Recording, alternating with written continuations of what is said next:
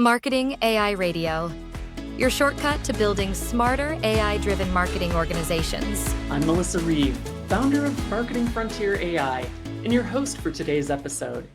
Today, we have the pleasure of talking with Guy Powell, who's an expert in leveraging AI to deliver on that promise of data-driven marketing we always talk about. And he's also the host of the Backstory on Marketing AI and the founder of ProRelevant. So I'm so excited, as well as an author. Guy, there's so much that you do. It's hard to fit it all in one sentence here. So today we'll be exploring this whole world that Guy covers, which is the world of analytic AI. It's such a pleasure to have you on the show. Yeah, thank you, Melissa. Yeah, absolutely. I don't know where the time goes, but it seems like I'm either writing or talking or interviewing, and I don't know how I get my day job done sometimes. I hear you. Yeah. Well, I'm amazed that you do it all. I'd love to hear a little bit about yourself and your journey to AI and marketing. Sure. Well, yeah, so we do right now analytic AI, and we're getting into the generative AI in actually a big way. And, it's funny, when I got into the space that we're in now, which is marketing effectiveness and determining how effective your marketing is, and then using that as a way to significantly improve the brand position and the execution and generating more revenue. It used to be all statistics. And so, you would be using, SAS or SPSS, or not SaaS, but SAS, SAS. And then, that was going on, and we were doing some early stuff in agent-based modeling, which is very close to some of the stuff that you'd in terms of an AI perspective, was really very early AI kind of stuff, and limited to some extent by the power of your laptop, and the laptops got more powerful, and then that started to work pretty well. And then it's only been a couple of years ago now where we got from the statistical part of it to then it was like night over day. We switched from statistics to machine learning, and then all of the machine learning applications that came in, and using whatever it is, GLMnet and Random Forest, and I don't even know what they all are anymore. And and R and Python were the big things in machine learning, and so it really opened up a lot more capability from what you'd otherwise be able to do in marketing and marketing analytics. And then, now, just last year, I guess it was, generative AI exploded onto the marketplace, and now we're all trying to find, interesting applications, and I think we're getting close to being able to use that on the marketing insight side, as well as the machine learning on the marketing effectiveness side of things. So I feel like as I'm hearing you describe this, it feels like you are in this PhD land of marketing analytics. And I'm curious how your customers have been able to come along the ride with you. Do you feel like you're ahead of your customers and you're really teaching them some tips and tricks? Tell me a little bit about that. Yeah, sure. So definitely teaching them what it means to be, what marketing effectiveness is and marketing ROI, and how to use that to drive your brand. And it's not like they're not intelligent. The marketers that we deal with larger brands, they're sharp. They really get it. But what seems to have happened, though, is that they really don't care what's under the hood as it relates to the analytics. So they really don't care. They just give me the answers. Now, every once in a while, we'll get a question like, well, what were the error statistics, and stuff like that. But most of the time, they don't even care anymore. Just what are the answers? And I don't think that was the case maybe 10 years ago. They always wanted to know, kind of that side of things. Now, I will admit the stuff that we're doing, is not necessarily pioneered by us, but certainly, we were on, the leading edge, I think, of it. One of my partners, he's a full professor and data scientist in India at the Indian IIMB, at Indian Institute of Management in Bangalore. Mm. And he's the guy that's teaching the PhD students what goes into the algorithms and how to then make sure that they're doing what they're supposed to be doing. And so he's kind of the one that's helping the inventors of new algorithms to bring them further. And he's super sharp. You can't, I mean, he's got so much intelligence coming out of him, it's hard to hold him back. So, Yeah, I mean, it sounds very familiar to me, and I actually relate to your comment about marketers want to see the output, and they don't necessarily want to look under the hood. I get so easily overwhelmed with a lot of the math part of things. That's not my strength. And if there was somebody like you who was able to deliver the on the promise of analytic AI without me having to go through some of those steep learning curves, bring it on. Um, so you mentioned marketing effectiveness, and I feel like that's a term that has specific meaning for you. So I'd like you to share what that means, and then maybe talk a little bit about how you use analytic AI to improve marketing effectiveness. yeah, absolutely. Thank you. Well, marketing effectiveness as a top level term, certainly getting your targeting right is critical. If you want to have effective marketing, you want to make sure you're hitting the right people. The second piece is getting your content right. When I look at, something like the incredible creative of the Aflac duck, Hmm. that one commercial, that one creative, really and truly was a hockey stick for that company. Before they were called the American Family Life Assurance Corporation, and then Aflac, and and just put them on the map. I mean, that first commercial with that, and then they've now incorporated it into their logo.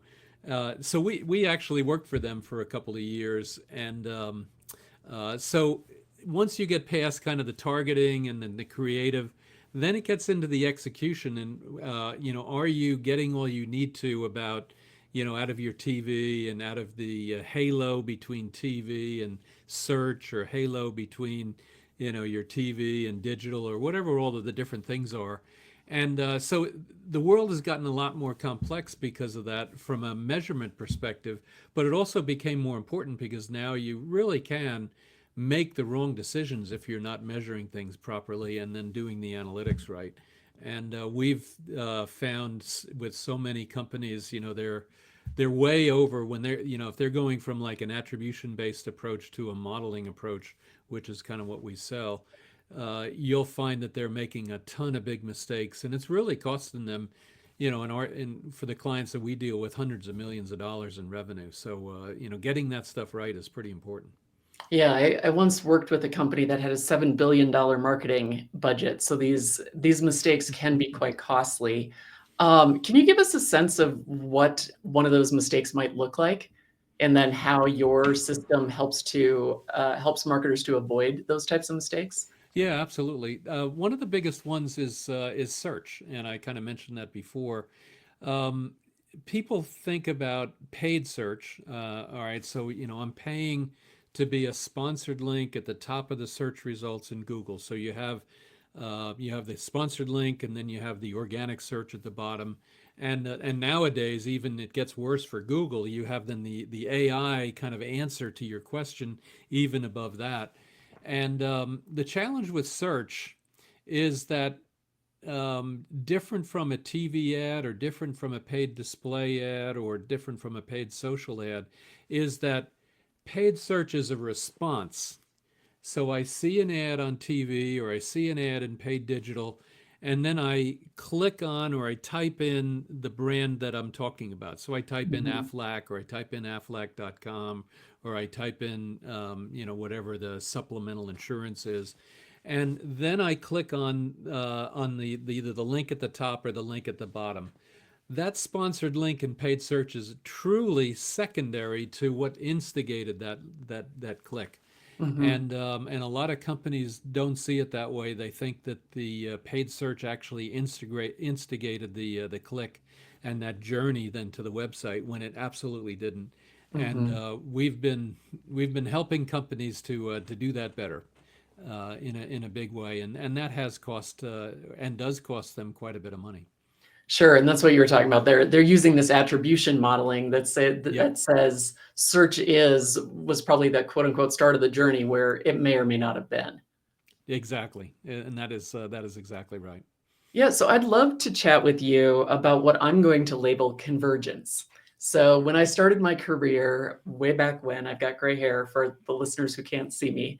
Um, that was a buzzword. I remember working at Motorola, and they were talking about this thing called convergence, and it was the notion that your camera would be on your phone, and your phone would do all these things, and it was going to converge.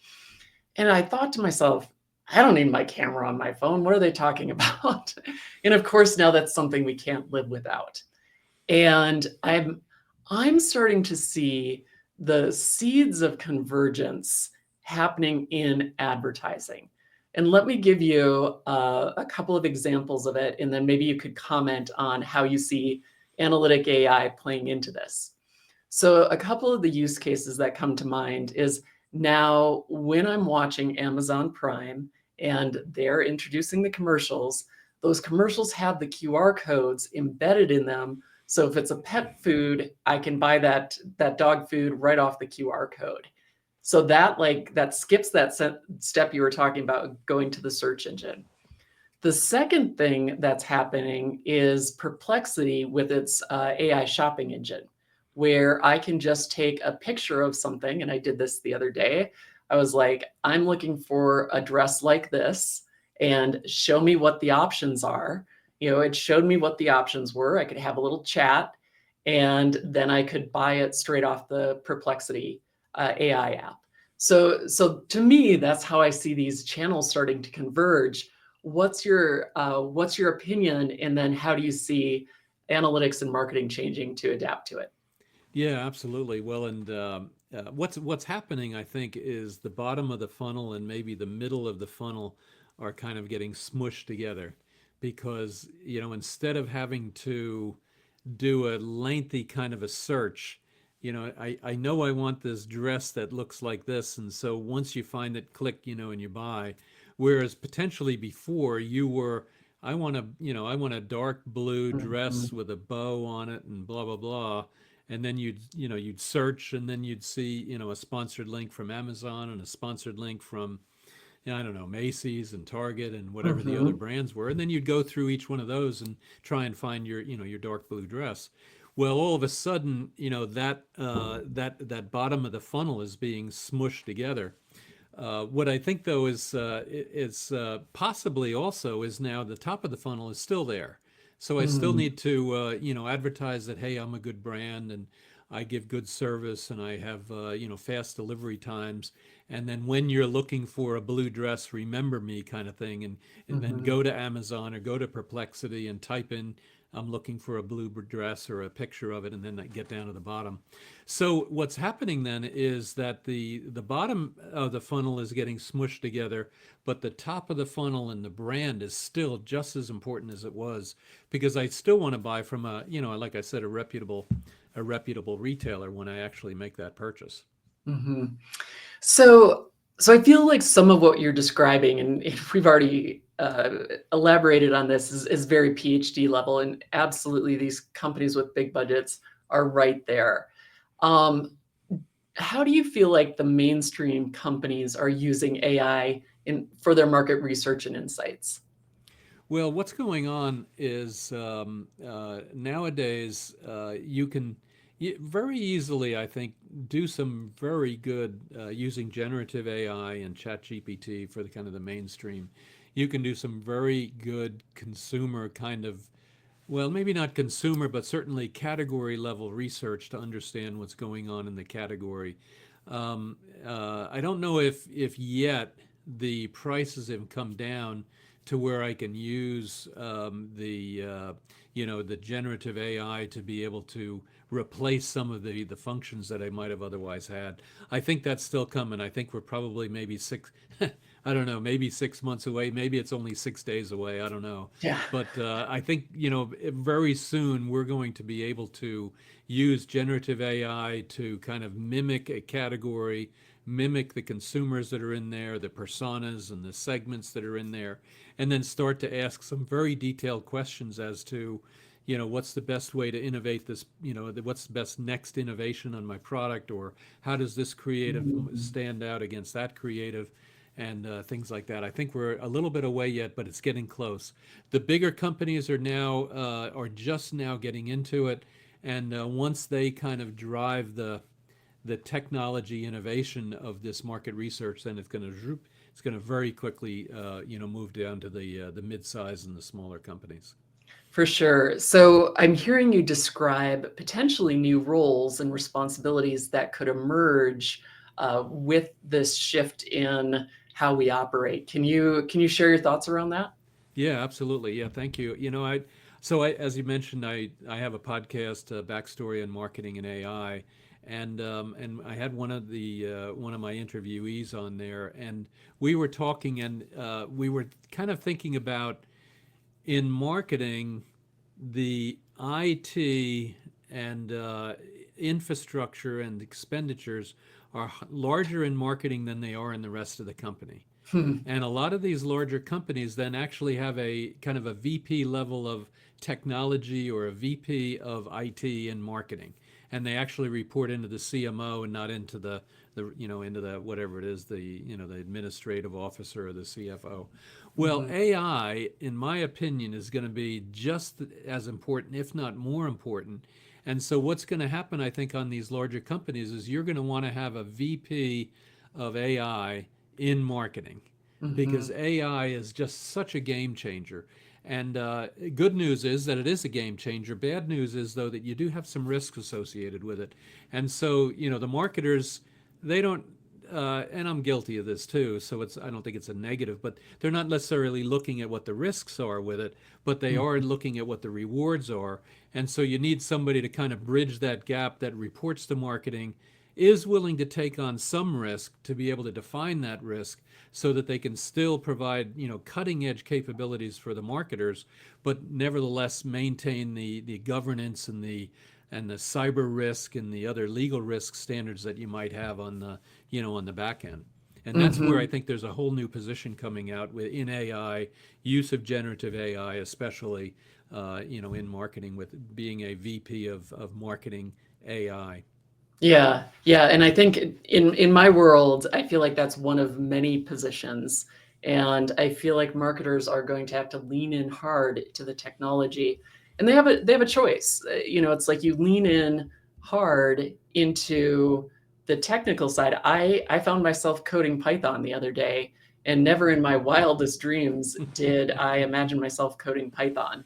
And it's kind of like the stats stuff that we talked about. I never imagined doing that either.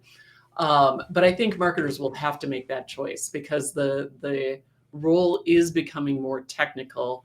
Yes, AI is there to quote unquote help you code, and you still need a level of base knowledge.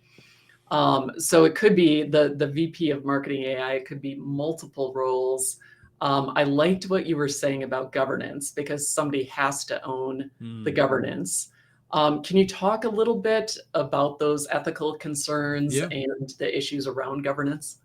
Yeah, absolutely. And so one of my other interviews that I did with a large brand, they're about a 7 billion, I think 8 billion or so, and they wanted to use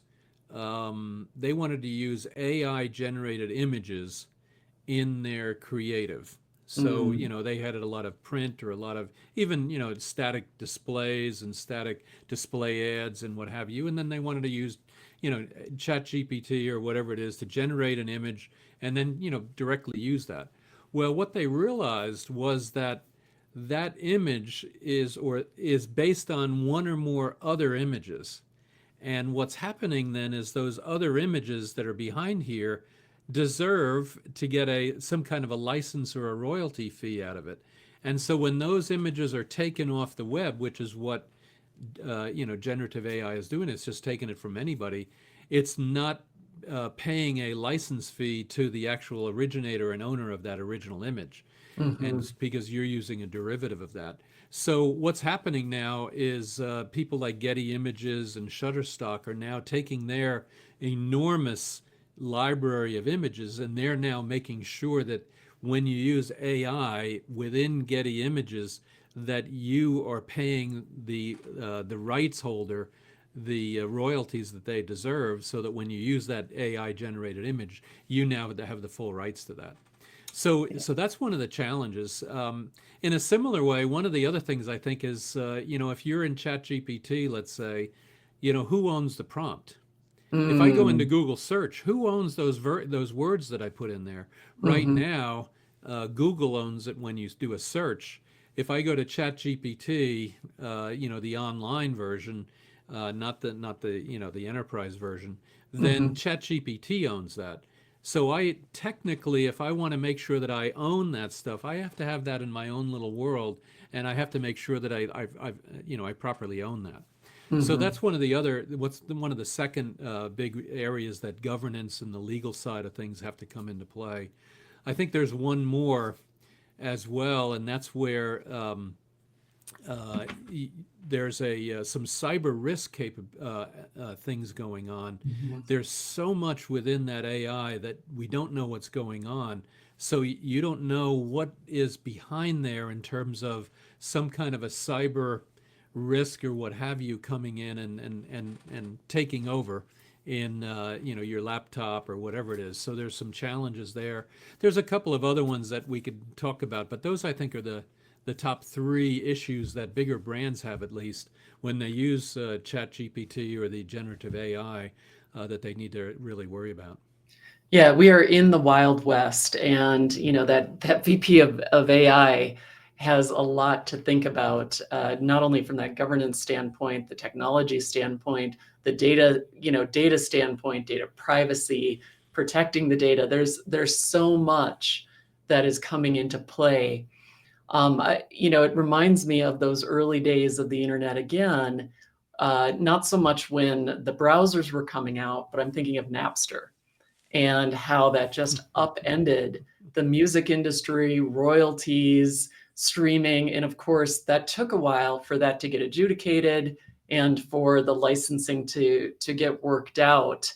And I've attended a session or two with lawyers saying the same thing is happening. It's the slow wheels of justice, but what will happen in the interim is some licensing deals will get struck, and the big companies who want to take advantage of the AI but know that they need to protect themselves Mm. legally, they'll figure out ways, just like you were talking about, to get their licensing house in order. So I love that you shared that.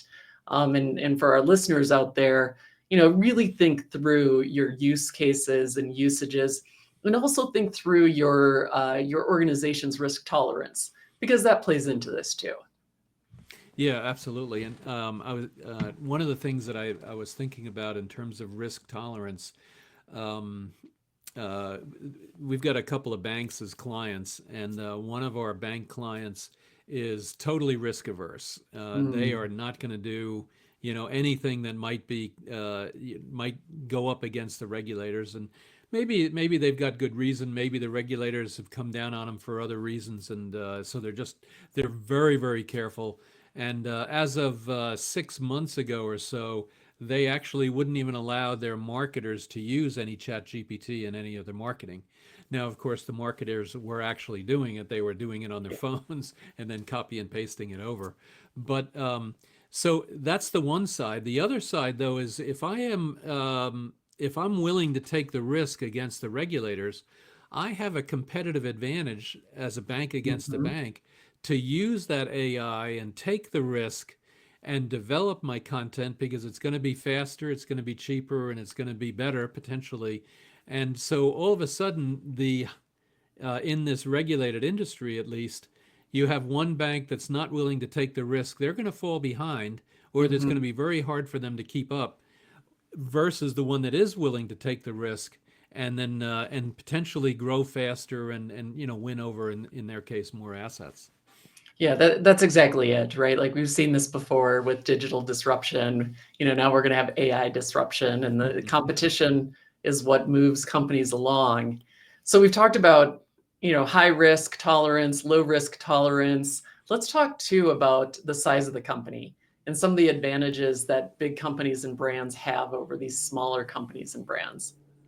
Yeah, it's funny. I was talking to a company. They've got 50 or 60 brands. They've got about 15 are really the big ones, and then they have another 20 or 30 that are smaller brands, but not necessarily small in their categories. They could be large in their category. It's just that the Mhm. category is smaller.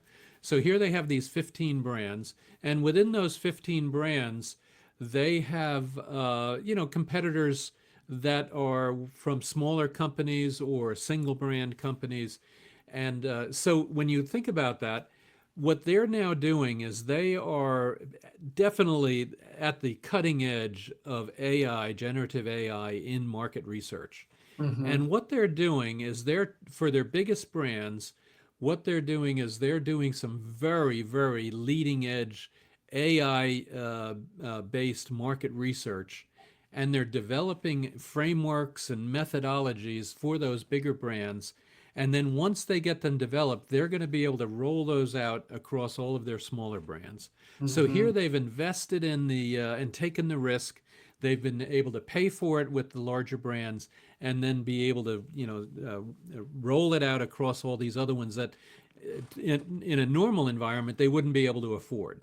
And so Mhm. that the smaller companies that are competing against all these other brands, they're not going to be able to afford it or not going to be willing to take that risk.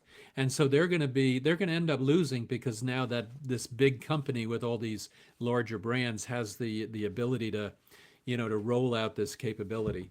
Now the challenge though for them is that they need somebody that is really willing to take on the business risk of doing that and being able to say, let's move forward with this. And I think that's that really says a lot about the management team and realizing and them realizing that AI, generative AI, is going to be such a driving force for their businesses and then even moving forward over the next 3 to 5 years. Mhm. Yeah, it's an interesting landscape for sure, and we see that on the technology side too. These companies with the really, really deep pockets, the Googles, the Microsoft, they're able to invest to move, entire parts of their business forward where Mm. other organizations just don't have those deep pockets to do it. Well, and I Um, think it's not only deep pockets. I think it's also the combination of the deep pockets certainly, but also the willingness to take on the risk. yeah. Because I remember when I was we were like a middle size marketing middle sized brand in a large market, and we were always afraid of the large guys. It's, oh man, they could just sneeze and we're gonna lose everything. And so Yeah. we're innovating and bobbing and weaving and doing all this kind of stuff. And we realized, after a while that, what we feared was that what they were doing was they were trying to schedule a meeting so that they could talk about it. And, so you kind of joke about it. Certainly, if they had the management wherewithal to say we Mhm. have to make this change and then drive it through the company, then yes, they would be able to respond and not worry about scheduling the meeting but actually executing on something. And Mhm. I go back, I think about Bill Gates. I think it was when he said, hey, we're going to take whatever it was, 10% of the company, and we are now going to make Internet Explorer, I think it was, That's the de right. facto standard. Yeah. And he took more or less he took like the guts out of the whole company and said, we are going to do this. And Yeah. that took so much guts and so much to be able to steer the ship in another direction. And I think Mhm. that's what it takes for the larger companies. Mhm. Well, thanks for sharing that. I I want to switch gears here just a little bit and talk about um, people who are new graduates and people who are just new in the field of marketing who are facing this brand new landscape of AI analytics and AI and marketing. Maybe they didn't take any analytics classes in their marketing marketing career. Um, what are some of the challenges facing these graduates and what guidance would you give? Yeah, I've got two stories there. One that's probably more of a direct answer to your question is I teach twice a year as a guest lecturer over at Emory in their either in their MBA program or in their marketing program. And so I was just over there about 3-4 weeks ago doing my course, and the professor that is actually owns the class, so to speak, I started asking him about it. I says, well, so what are you doing on AI? And one of the challenges that Emory has in particular is they do have a lot of foreign students, really diverse. It's an awesome capability, and that diversity of the international students really makes I think a really big positive difference. Well, but the problem that the international students have is that their English is a second language, so their grammar and their spelling might not be as good as as a native speaker. And so he said, listen, you can use AI all you want, and I encourage you to do so. But if you give me a paper that has bad grammar in it and bad spelling with it, I will not accept it, and you will have to redo it. Wow. Because he can, you as the the student, I can put it into ChatGPT, and it'll write it perfectly. It'll fix it, totally. So that was kind of I think a total embrace of the way I think marketing and even college kids nowadays, and well, actually the institutions have to react to the availability of AI in their for their students. Yeah, they have to use it. It's like use it to create better quality, use it to create more, better, improve your thoughts. I love it. And so it sounds like you were going to go into a second point. Yeah, if I may. So I was I'm on the advisory board, the marketing advisory board for the Chattahoochee Technical College. It's a 2-year college. And so they have two kinds of graduates. They have kind of what I'd call knowledge workers, so marketers and accountants and things like that. And then they have welders and truck drivers and skilled laborers, whatever all those skills are. And so I was at at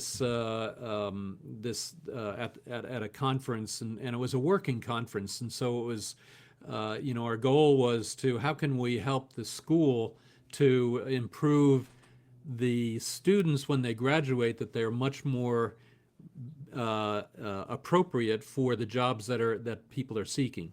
So near that school is the one of the Anheuser-Busch breweries, and so they need brewers and they need mechanics and all kinds of stuff, and so they have they're very very attuned to specifically that stuff. And so so the question was, so what are some of the challenges you guys being in the industry that you're facing for new college kids? And so I started and I said, well, first of all, if your graduate doesn't come out of school knowing how to do AI, I will not hire him. And I think that's true. Why should I hire somebody and have to train them how to use AI? They have to. The institution cannot hold them back on AI. And then of course the discussion went around again, and then there was they were talking about welding and whatever, and then some of the teachers that were sitting at the table, they said, well, I realize, Guy, what you're saying about the knowledge worker and what you're looking at, but I also have many students, maybe even 20%, 30%, that may not have had breakfast, may not have had dinner the night before, may not have been able to take a shower that week, may not have slept in a bed but in a car. And and it was kind of here I am in kind of a first world problem of this AI, and then I've got these other problems of just how do I live my life so that I can survival, really. Yeah. Oh, it really was. So anyway, some interesting things that are going on, and hopefully the kids that are that are struggling, hopefully they will nevertheless get exposure to AI so that they can definitely get ahead in the world, even though they've had these enormous obstacles in front of them. Yeah. And as you and I know, life is a bell curve, and even though we're on the cutting edge here, thinking like AI is already landed and we're already late to the game, we know that this is going to play out for years and years. So hopefully there'll be time for people to catch up as well. Yeah, absolutely. So I'd love to close the show with a use case. So we've talked a lot about AI analytics. And so I'm a marketer and I'm wondering how I can interact with Guy and ProRelevant. Like, what are some of the use cases, or just pick one, that a marketer might have where they pick up the phone and say, Guy, I need your help? Yeah, absolutely. So uh, let me pick one out of healthcare because it's a very recent case, and healthcare and the provision of health services. So it's not the drugs or the medical equipment or whatever. It's the provision of the nursing and the physician services to treat your ailments and do a checkup or whatever it is. And you don't typically think of that as being marketing driven, Mm. and for a number of reasons. It's they're a non most of the providers are nonprofit, and so then they're not necessarily trying to generate a profit, but they are trying to generate a profit, but they can't they Yeah. can't distribute the profits. They have the profit Mhm.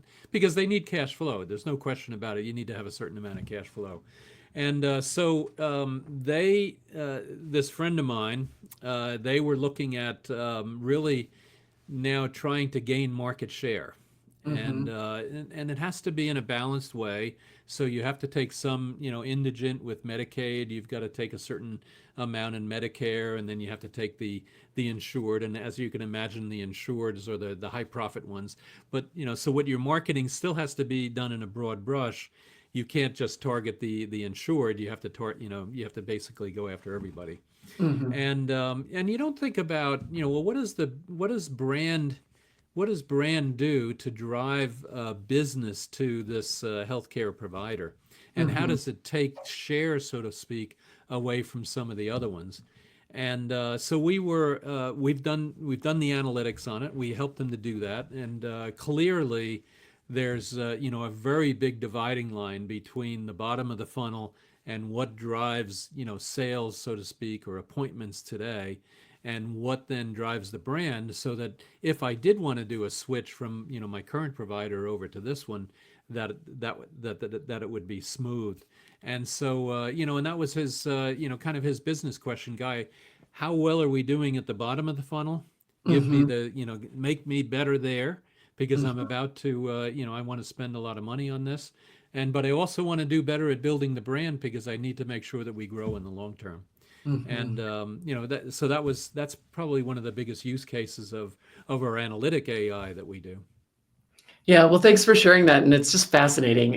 One of the things I love about marketing is looking under the hood to some of these different types of organizations and seeing the marketing challenges that they have. And that one's particularly fascinating.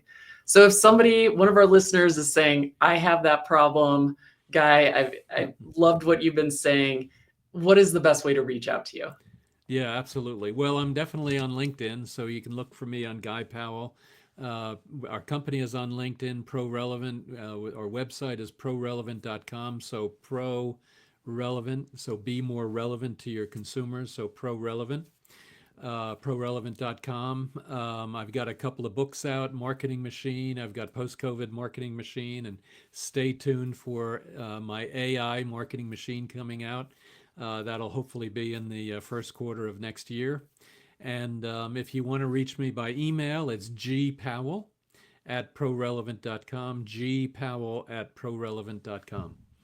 Thanks so much for sharing that. And I've really enjoyed our conversation today, your insights and sharing your world of AI analytics with us. Oh, thank you, Melissa, for having me. I really appreciate it. It's always fun to talk about stuff that's near and dear to your heart. So thank you. Great. So thanks for listening to our show today. Be sure to subscribe so you never miss an episode. Check out marketingfrontier.ai for more resources, tools, and expert advice, including our hands-on marketing labs. And until next time, keep pushing the boundaries of what AI can do for your marketing.